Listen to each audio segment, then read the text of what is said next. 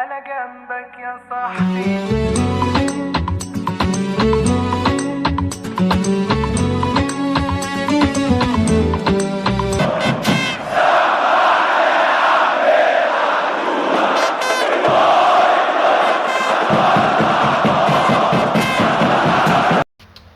السلام عليكم ورحمة الله وبركاته، متابعي قناة حدوتة الزملكاوية في كل مكان. ازيكم عاملين ايه؟ خلاص خلصت الاستعدادات بتاعة أندية الدوري تقريبا كلها، بس احنا جايين النهاردة نتكلم عن اللي يخصنا، يعني عن استعدادات نادي الزمالك لبداية الدوري. النهاردة كانت آخر مباراة، الزمالك اتعادل 2-2 مع مودرن سبورت، تعتبر أهم ماتش ودي الزمالك لعبه. طبعا مفيش ماتشات أصلا ودية، ومفيش فترة إعداد ومفيش أي حاجة، وربنا يستر يعني على بداية الدوري. بس جاي النهاردة نتكلم على، يعني عايز اطلع بره التشاؤم اللي منتشر ما بين معظم الزملكاويه اللي معاهم حق على فكره. النادي داخل على موسم طويل وصعب، وبطولات كتير وصعبه والتنافس فيها يبقى صعب. فضيفك الجميل واعمل سبسكرايب للقناه وفعل زر الجرس، سلام عليك في الكومنتات او في سرك، ويلا بينا نبدا الحكايه. الزمالك لعب 3 ماتشات ودية. أول ماتش مع البلاستيك الزمالك كسب 3-0. تاني ماتش كان مع أورنج، الزمالك كسب 4-0. تالت ماتش وده كان الختامي، كان النهاردة كان مع مودرن سبورت، الفرقة الوحيدة اللي من الدوري اللي أنت لعبتها. الماتش خلص 2-2 بعد الزمالك ما كان متقدم 2-0 في الشوط الأول. بعد ما كان الزمالك متقدم 2-0، جون في الشوط الأول وجون في الشوط التاني. الجون الأولاني محمود حمدي الونش، والجون التاني عمر جابر. بعد كده مودرن سبورت بدأ ان هو يخش في الجيم، وانتهى الماتش بالتعادل. طيب نتكلم عن اللي حصل في الثلاث ماتشات بتوع الاستعدادات بتاعت الدوري اللي الزمالك لعبهم.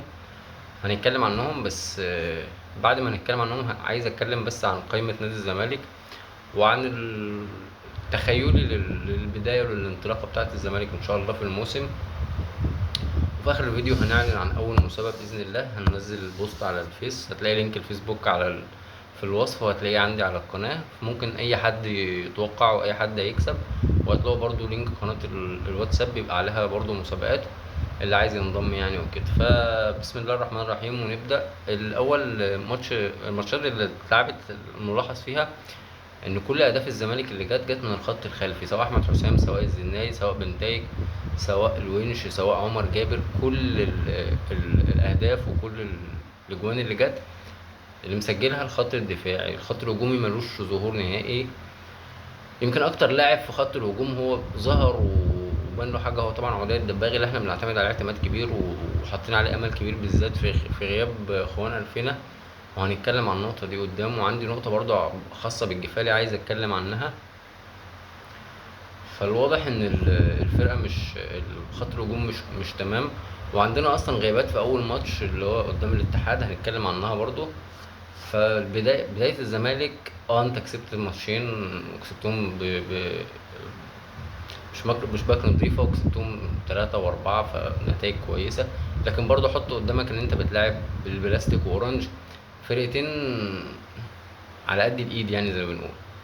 بس طبعا الودي ما بيبينش اي حاجة من الماتشات. الزمالك الماتش السنة اللي فاتت الماتشات الودي تقريبا كلها قبل الدوري خسرها، تقريبا كلها خسرها، وكانت مع فرق اقل من كده كمان، والزمالك في الاخر كان بطل الدوري. فده مش مقياس، ودي مش حاجه يعني. احنا بس لازم نقول اللي حصل، لازم نقول اللي الفرقه عملته يعني في الماتشات الوديه.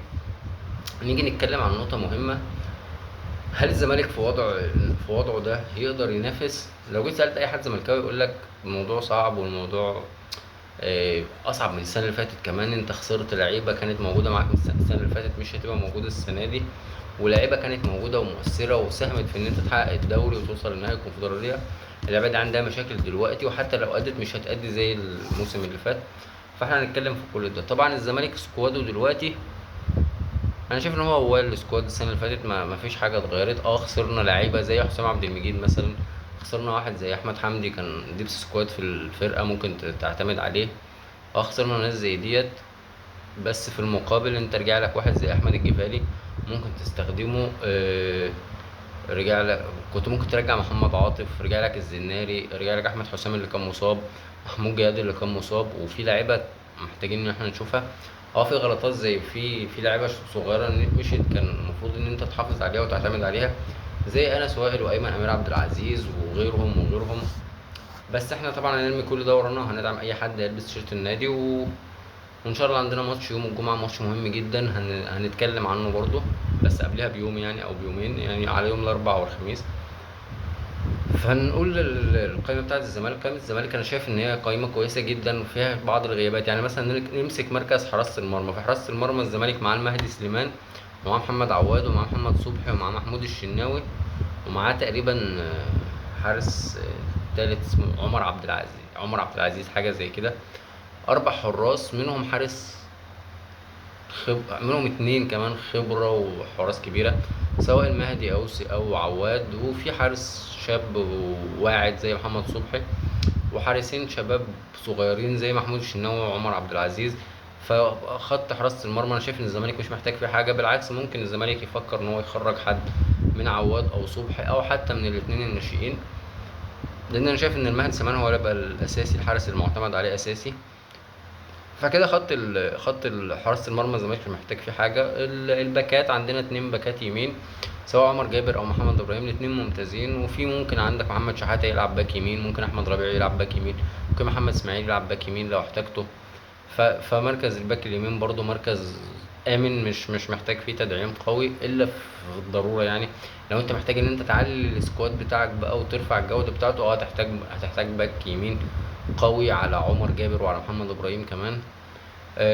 باك الشمال، الباك الشمال فيه ازمه، لان الباك الشمال انا شايف ان الباك الشمال مش موجود عندك غير بنتايج، لان في ظل الغيابات اللي في نص الملعب انت متوقع ان انت تعتمد على احمد فتوح في مركز 8، فكده محمود بنتايج هو الباك الشمال.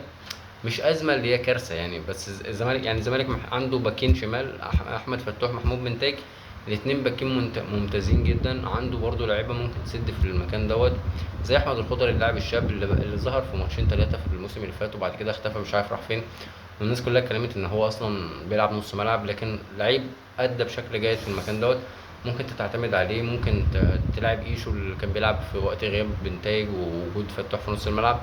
فبرضه مركز الباك الشمال امن الفتره ديت، مش محتاج ان انت تعدل فيه.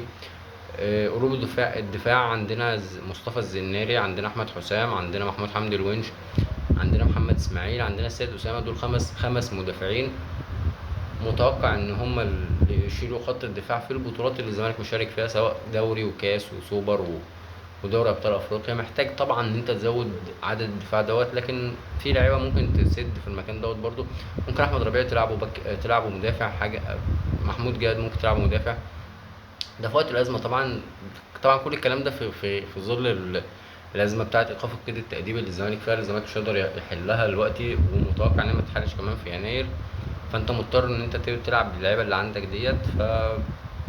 برضو كده الخط الخلفي كامل، انا شايف ان الزمالك مش محتاج في حاجه، او الحاجات اللي محتاجها هي رفاهيات، ممكن ان انت تاجلها ليناير لو قدرت ترفع قيد او حاجه، او تاجلها للسنه الجايه خالص في ظل الازمات اللي موجوده عندك. نيجي لنص الملعب. نص الملعب ومركز الارتكاز عندنا ثلاث لعيبه، عندنا محمود جهاد واحمد ربيع ويوسف وائل الفرنسي. الثلاثه دول اي حد منهم يلعب مركز ستة كويس. اي نعم محمود جهاد واحمد ربيع هم المتوقع ان هم يشيلوا الليله ديت، لكن يوسف وائل الفرنسي مش عايز ان احنا نطلعه من الحسبان، لعيب ناشئ ولاعيب كويس ولاعيب منتظر ان هو يبقى هو مستقبل الزمالك في المكان ده. فمركز برضو الارتكاز انت مطمن فيه. عارف ان محمود جهاد غياباته واصاباته كتير، لكن احنا مش في ايدينا حاجه هنعتمد عليه.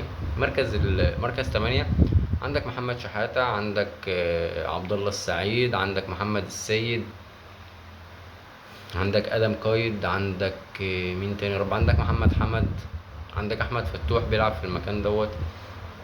فده برضو مركز انت اللعيبه اللي فيه جيده، ممكن انت تستحمل ان انت ما تعليهوش اكتر من كده. للاسف كل المراكز انت حتى لو محتاج انت مش هتقدر تعمل ابجريد للمركز في ظل ايقاف القيد اللي موجود عندنا. نيجي للاجنحه، ودي الازمه اللي عند الزمالك فعلا. الزمالك ما عندوش غير خوان الفينا بزيرة، هو الجناح الموجود اللي تقدر انت تعتمد عليه، لان شيكو بنزا او احمد شريف او عبد الرحيم ايشو، مش فاكر في حد تاني ولا لا فكروني، او حتى عدي الدباغ. الناس دي كلها مش وينجات يعني. هو عدي ممكن هو اكتر واحد بيلعبها فيهم، بس انا محتاج عدي الدباغ في مركز الهجوم في ظل غياب ناصر منسي المتوقع يعني ان هو لسه ما شاركش في التدريبات وكده ومش جاهز فني. فانا كنت شايف ان احمد الجفالي انت لازم تستخدم اللعيب دوت، واي كلام عن خروج اللعيب ده اعاره، بالذات في ظل المشكله بتاعت خوان الفينا، ده تهريج يعني. بالذات في وقت المشكله بتاعت الفينا، انه عايز يمشي وانه مش عايز يكمل وان هو جاي له عرض من اهل دبي.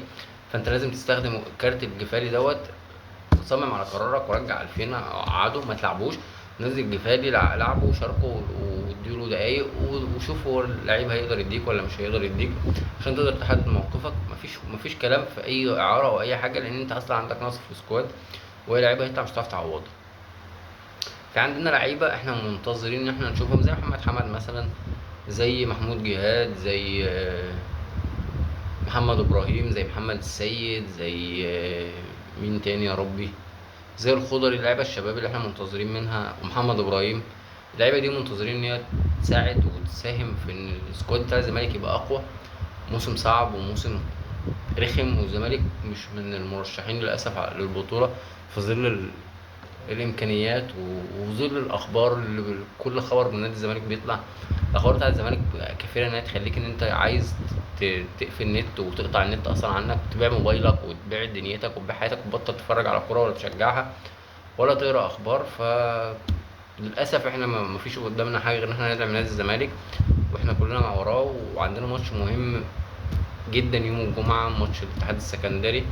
مطلوب من كابتن معتمد ان هو يكون وفر تشكيله كويسه يقدر يلعب الماتش دوت، ويقدر يطلع على الاقل ب3 نقط، عشان تبقى انطلاقه للدوري. ومهمه جدا الانطلاقه اول ماتش، عشان تبعت رسائل للناس دي كلها ان انت كزمالك يعني انت جاي برضه هتنافس، مش جاي كمالة عدد.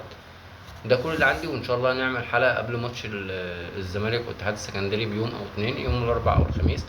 هنتكلم عن كل التفاصيل ونتكلم عن كل حاجه. بس عايز اقول لك بس على شويه غيابات متوقع انها تبقى موجوده في الماتش دوت. الزمالك دخل الماتش ده من غير فتوح لانه مصاب. الزمالك داخل الماتش ده من غير عبد الله السعيد لانه مش جاهز. الزمالك داخل الماتش ده من غير شيكو بنزا لانه مش جاهز. الزمالك داخل الماتش ده من غير احمد الجفالي لانه مش جاهز. الزمالك داخل الماتش ده اكيد من غير خوان الفينا بزيرة لانه لسه ما وصلش اصلا مصر. الزمالك داخل الماتش ده من غير ناصر منسي. فدي لعيبه اساسيه كبيره مش هتبقى موجوده في الفرقه، وربنا يستر وربنا يسهل.